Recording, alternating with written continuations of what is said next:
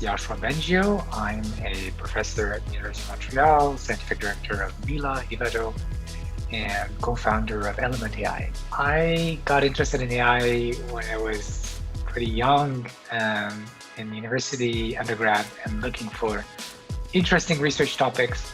I started reading some papers which really inspired me, and it was love at first sight, and it's been a passion for me since then.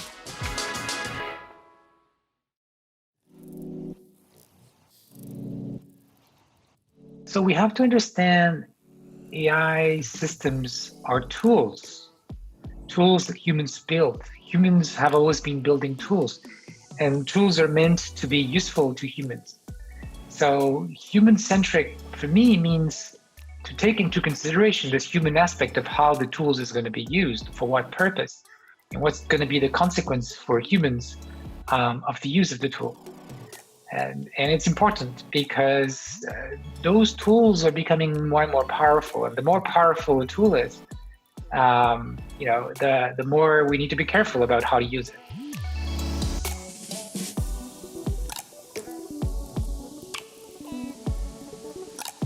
We've made amazing progress in AI research and to some extent in the deployment of the technology that has been invented. But we're still very far from human level intelligence in many ways. And one of the things I've been trying to do in the last few years is try to understand better in what ways are we short? What is the gap? And one of the things I have understood is deep learning, which is at the forefront of current AI, is really good at some things that humans are good at. Everything that is intuitive, unconscious, automatic, perception. But we're not that great in AI systems at some other aspects of human cognition, which usually go under the label of reasoning, explicit, verbalizable knowledge and communication, everything we do consciously, also what some psychologists call system 2, including things like being able to reason with causality.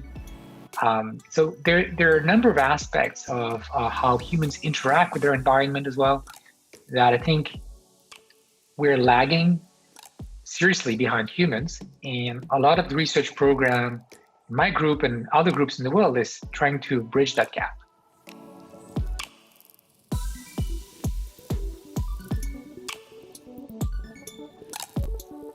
So there is some basic research that needs to be done, and we don't know for how long it's going to take to reach human level AI. And it might not be happening in one day at a particular moment. It's going to be progressive. Maybe we're going to make more progress in some things first, maybe less in other areas. And different actors here can play a different role in this progress. Of course, we need different organizations to push for that progress. So universities, governments, government-funded research, of course. But for example, in order to understand the limitations in the way that AI can be used in a useful way in society, it's really important that companies that are trying to deploy AI for something useful be part of that discussion as well, to help us understand those limitations. And potentially to also help us acquire the kind of data or build the kind of learning interactive platforms, for example, with humans in the loop of the learning of the machines. I'm just giving this as an example. These are things that would be easier to do in industry, I imagine. So industry could have a role in the development of the next phase of AI by doing its own research, but also by building environments, tools, data sets in collaboration with researchers in academia, in other industries, so that we can collectively make the best progress for the benefit of humanity.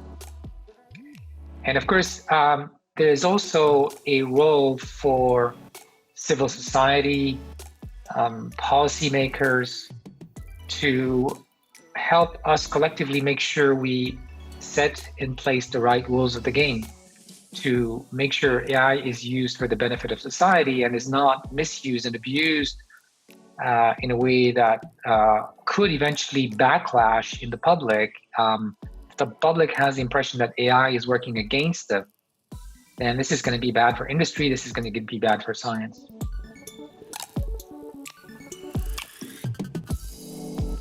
Well, I'm by nature optimistic, but I also realize that you can't just have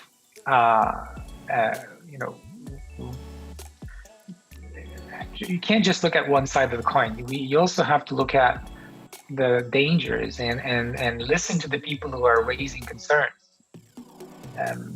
So my main, of all the things that I hear about the concerns regarding AI in the societal sense is AI being a powerful tool. In summary, I could say being a powerful tool, it could be used to maybe worsen some of the issues we have currently in our society. Some of the issues of inequality and concentration of wealth, of monopoly, the way that our current economic system may sometimes deviate from what is good for society could be worsened by the availability of very powerful tools like AI. And so I think we need to, companies, governments, citizens, we need to brainstorm together about how we organize the rules of society, which is the laws that govern our business, so that we move together in a good direction.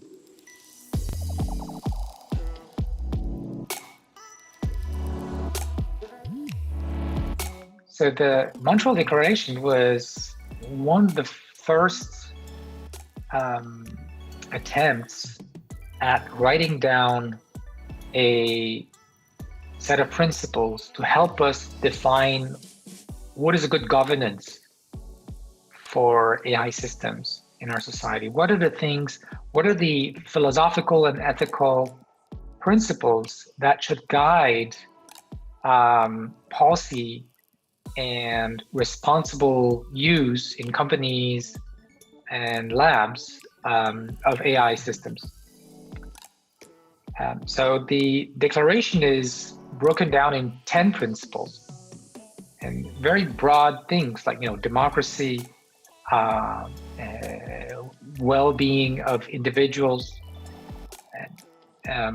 the impact on the environment. I mean, there are many aspects, and for each of these aspects, the declaration has 5 to 10 points, elements, and what's also interesting about this declaration is the way that it was built. So it's not just a bunch of academics and industrial people, meeting together and discussing and then writing down something.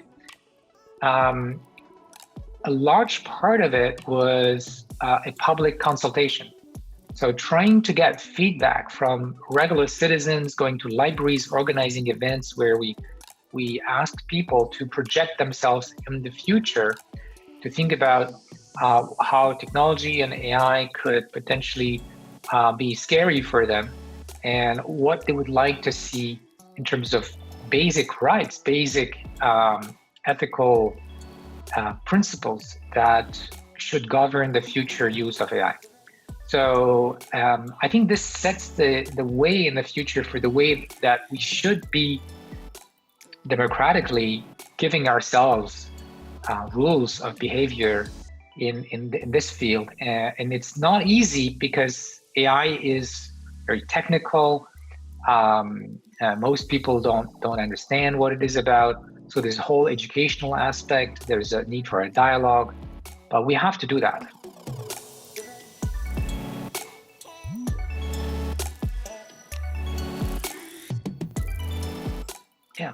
So Mila is now a huge organization. It started as a very small research group.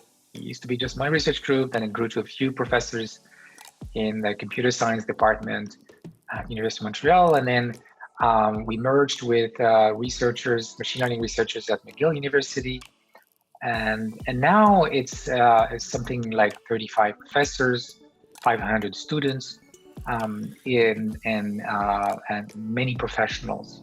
So what we're trying to do, our mission has many aspects, and of course the number one is to advance research in AI and to take advantage of the creation of this institute to create a synergy between professors who maybe used to be in different universities. Now they can share the same space, between professors who maybe come from different disciplines and have to collaborate together.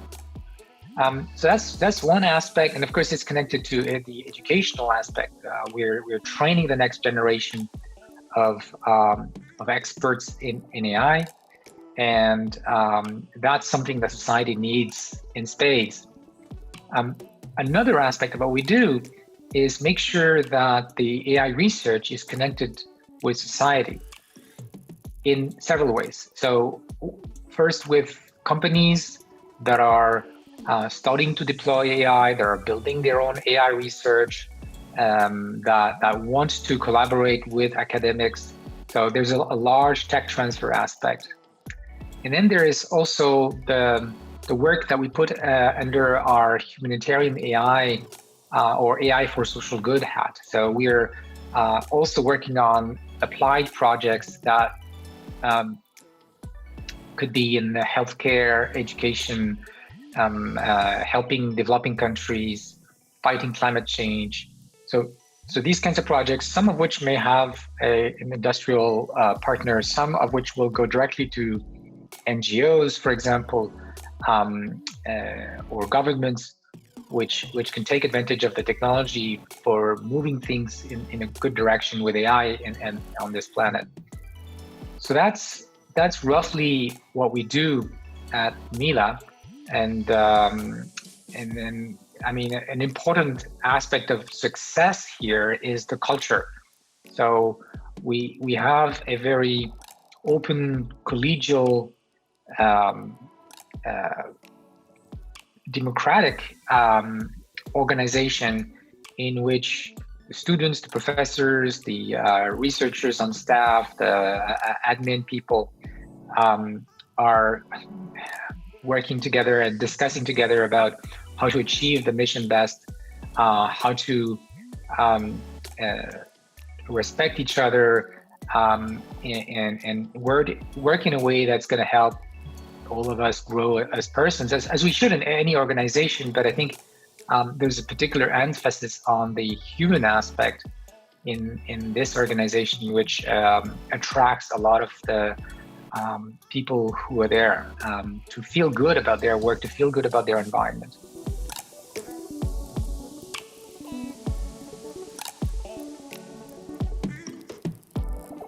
Well, you know what we do when we try to project ourselves in the future, whether as a researcher or as an entrepreneur or somebody who's going to have to take decisions that depend on our view of how things will unfold, is to try to step back and consider what we're doing well and what we're missing, because that's really helpful to figure out which direction we think we should go, which directions we think others will go to.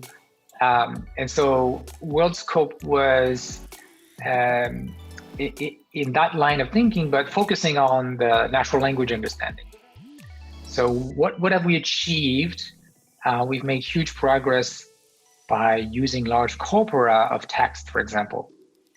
But is that enough? Is that enough to build machines that actually understand language? And we think not. So there's also been a lot of progress in perception in deep learning. But how do we connect natural language and perception. This is grounded language understanding. And this is something a lot of researchers are interested in, but it's not a solved problem. I would say this is more or less where we are in the research, but for example, that kind of research isn't yet deployed in industry. But then we can also look a bit forward, like, okay, what's the next step? It's the action perception loop that you have in robots, that you have in a dialogue system, where the use of language is about how the world works and how, when we act in the world, we create effects. We are causing things, or others are causing things. So that understanding of cause and effect, and of the our position in some environment, and how we can transform and change our environment, and how this is going to change what we perceive, what we understand. An agent that's going to be intelligent needs to master these things. A 2-year-old masters these things. And then in the world scope, we went one step further and thought, okay, so this is nice, but there's still something missing, which is really important for humans. And it's the social aspect. So we're not alone in the world. I recently learned that an octopus, which is a very smart animal, very surprising, amazingly smart, but they don't have a social life. Like they live alone until they the day when they mate, but otherwise they live alone. But humans, a lot of our environment is other humans, or sometimes animals. So we're part of a social environment, and we need machines that understand that social environment. And of course, language is so much about social interactions, about people's roles, and so on. So all of these things we're very far from. But it's important to try to chart that, to understand what are the limitations of the current technology, so we don't oversell, right? And we have the right expectations for the products and services that can be delivered now, that potentially could be delivered in 1 or 2 years. But at the same time, that we also invest in those gaps to bridge those gaps, so that in the next 5 or 10 years, we actually lead the progress in those directions.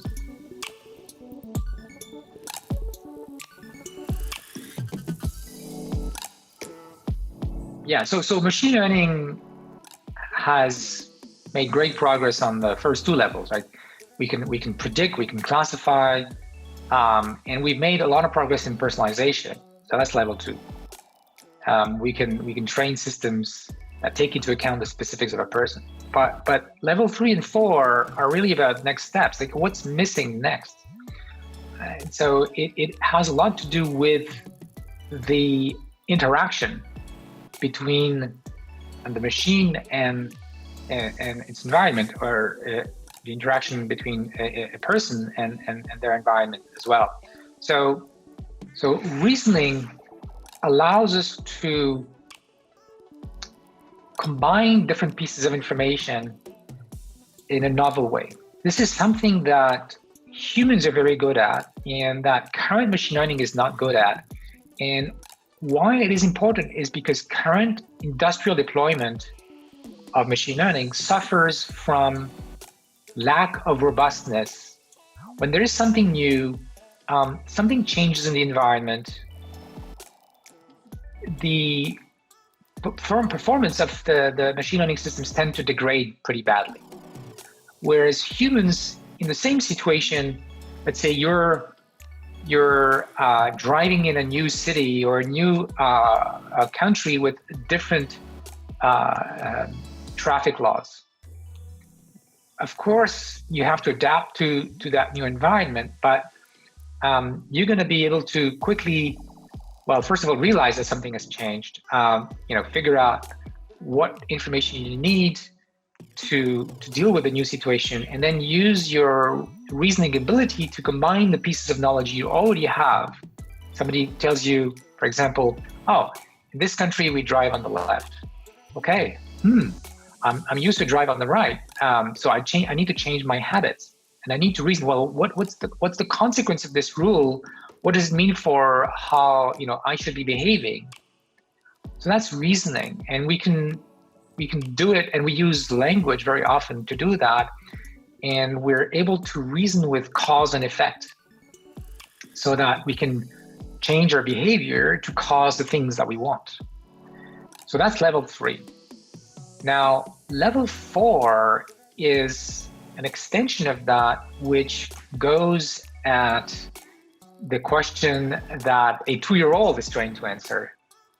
And that is, well, how do I build the knowledge in the first place that allows me to reason and to understand cause and effect?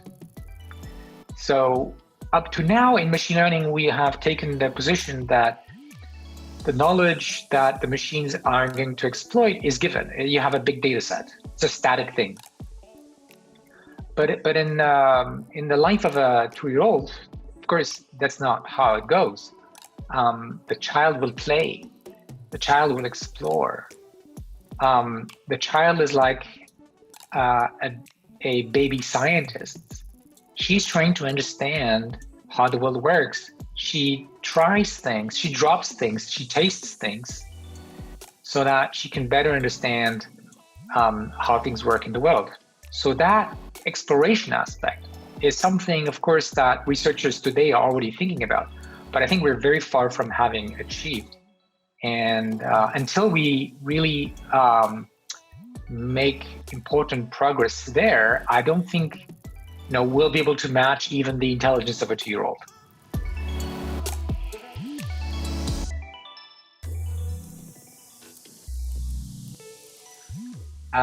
Yeah, this is a good question. I mean, there are important ethical underlying concerns that people may have. In a way, the question you're asking is, what if we build machines that are very intelligent? I mean, as intelligent as us eventually, potentially more intelligent than us. So what does it mean for society?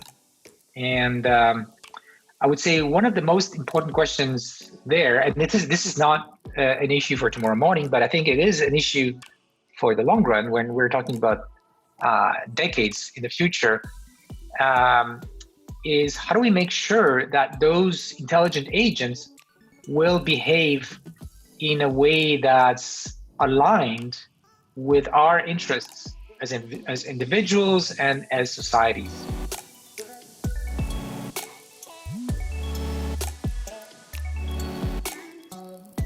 I believe that there are basic fundamental human values that we get from our genes, that these are values that evolution has put into us. And in a way, we would like machines to understand those values so that they can act accordingly.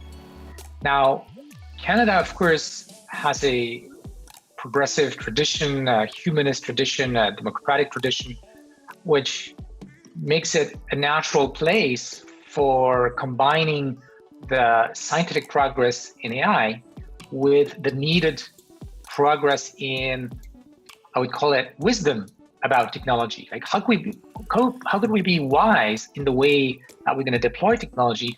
How can we be wise in the ways that we're going to govern the use of technology so that it ends up for the maximum benefit of society overall in the future? And Canada is an interesting position here because we've been leading the science, but we've also been playing, I think, a crucial role in those discussions about AI and ethics and social impact.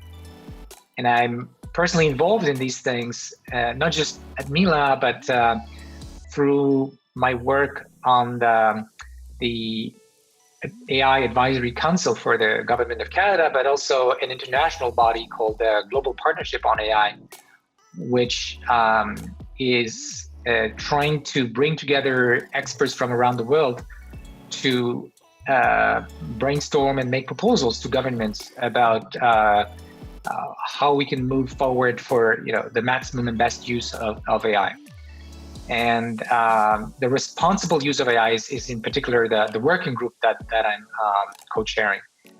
So this is something we need to pay attention to avoid a situation where most people feel that technology is actually working against them, or even worse than that, that technology be used to control people, for example, and to achieve goals that may be good for a few, but not good for the majority.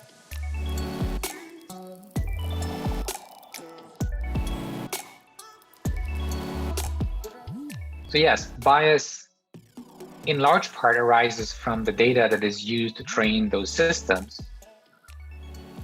And that data comes from often the behavior of people, including racist or xenophobic or discriminatory behavior.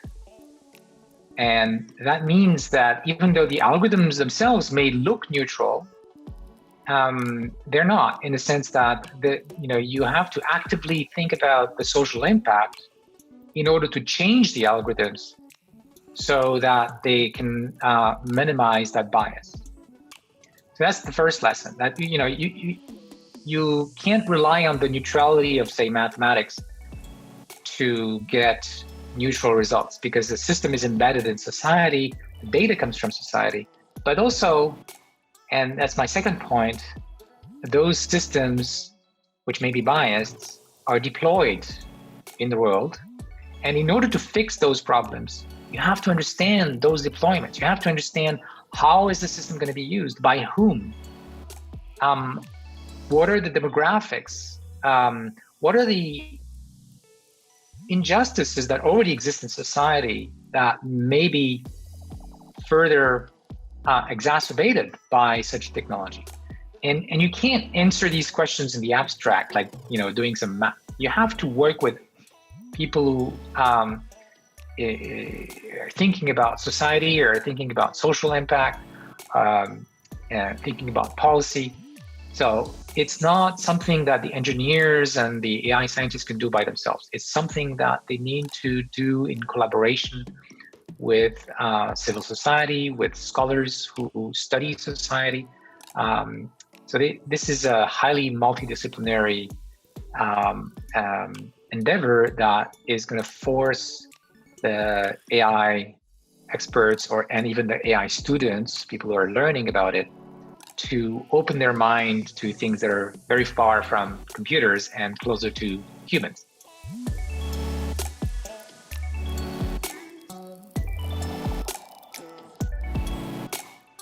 The general public needs to be educated about AI, and the AI experts need to be educated about society, about ethics, about social impact, about philosophy, about policy.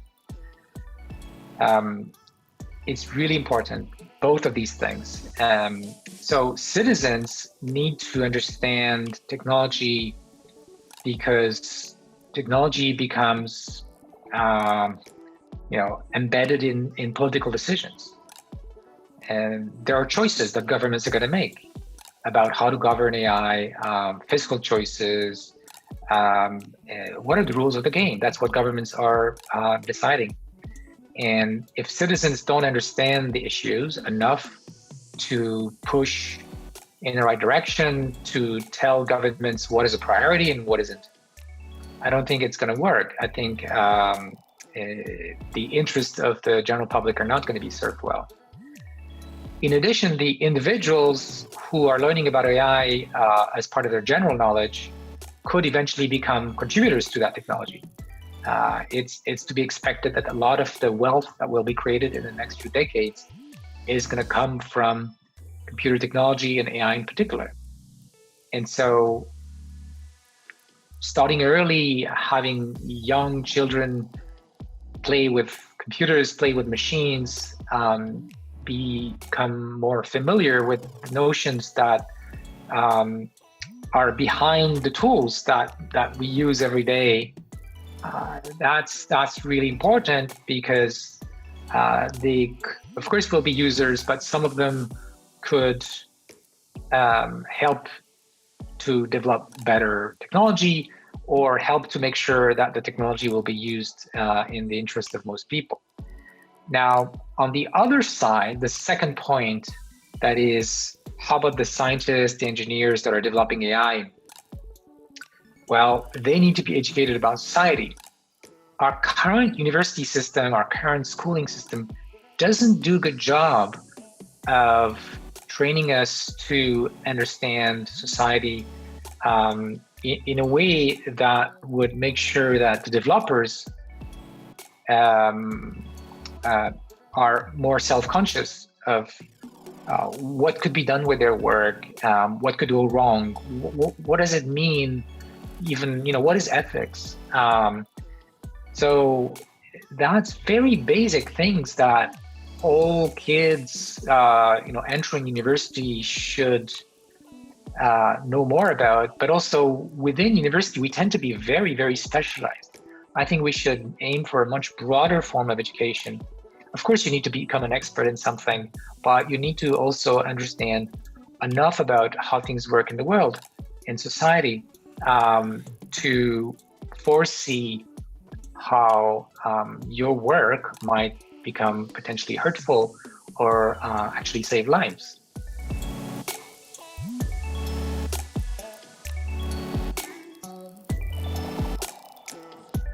Right. I think it's going to be both ways. And maybe it's interesting that it might start. I see some companies are exploring the use of personalized, on-the-fly learning in toys and games and things like that, where I guess it might have, the impact might be more benign if you fail. If the learner doesn't learn properly, but eventually this adaptive personalization is going to be everywhere, and it's not easy because you can't do a lot of lab tests to verify that the system is doing right. It has to do something reasonable, whatever happens, whatever the interaction with the user is. And I think we have a lot of progress in industrial machine learning to really make that successful. But that being said, I think even when those systems will be stronger and more robust, which probably will need a bit of level 3 and level 4,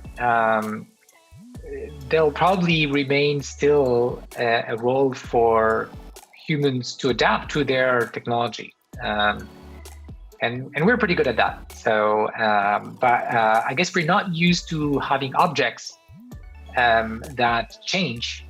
And so we now have this dynamics, like the tool is changing in response to us, and we are changing in response to the tool. So there's this really interesting feedback and dynamics here that will happen, and we need to have a better handle on.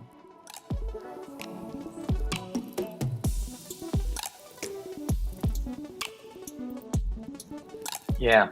So my thinking about this is, as we make progress to understand the principles behind human intelligence, then it becomes easier to improve on these.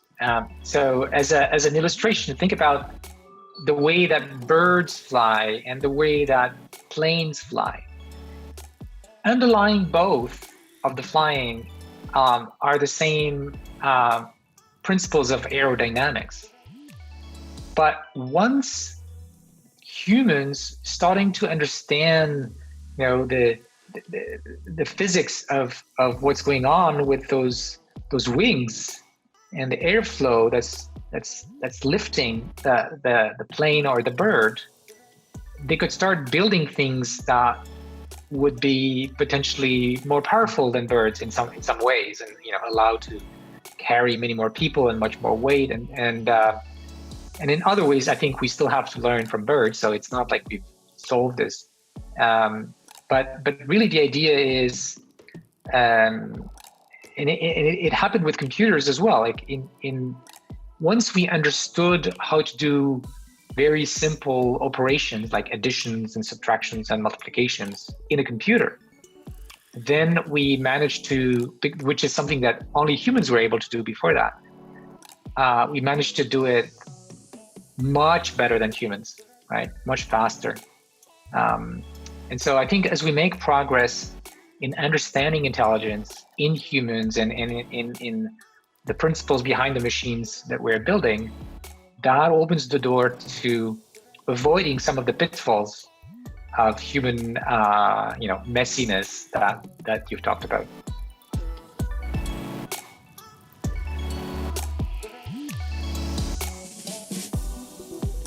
So you can probably guess already by the answers I gave that, as far as I'm concerned, an amazing source of inspiration has been and will continue to be human intelligence and animal intelligence.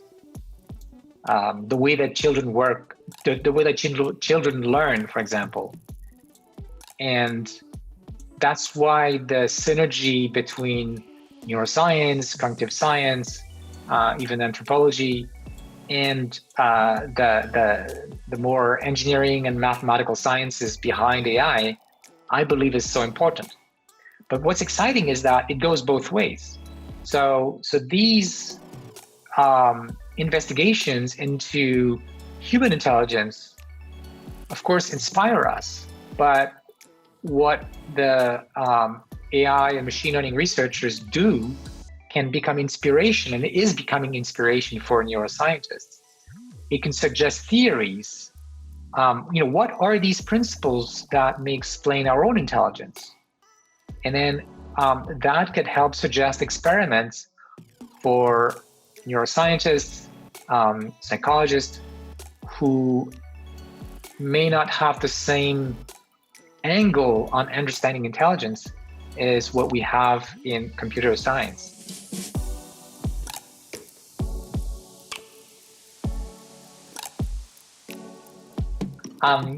I think there's this really interesting tension that parents can feel between the objective to learn. So the child needs to explore in order to understand the world. That means taking risks.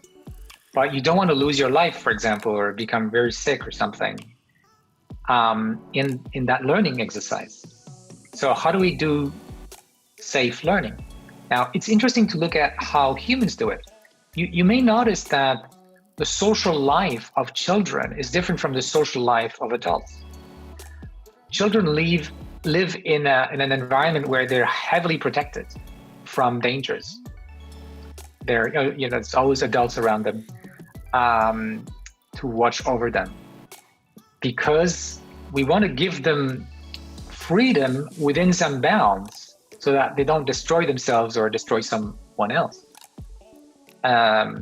So what about robots and AI, right? And maybe what is going on inside the brains of children. So I think there is a way to resolve this tension to some extent, to make progress on that tension between the need to explore in order to acquire information and the need to continue, living and not self-destroy yourself or die, basically. And I think there's an amazing tool that humans have to reduce that challenge, and that is imagination. So I don't need to live through hundreds of mortal accidents, say driving, to figure out that there are things I shouldn't do when I drive. How do I manage that? Is essentially that I can simulate in my mind some scenarios of what could happen if I acted in this way and that way. And in my mind, I would see that it would turn out really bad. So I don't do it. But in a way, I've done it. I've done it in simulation in my mind. So by having an imagination, you can do that exploration in a safer way. So you still need to do real exploration, because otherwise, where do you get the knowledge in the first place? but you can limit your risks by doing some mental exploration. So this is really the level 4 of AIX. The ultimate way of doing this, that again is inspired by human intelligence, is to combine exploration in the real world with exploration that's internal exploration. By having a good model of the world, we can simulate what would happen if I do this, that other person does that. What would be the consequence? Is that good? Is that bad?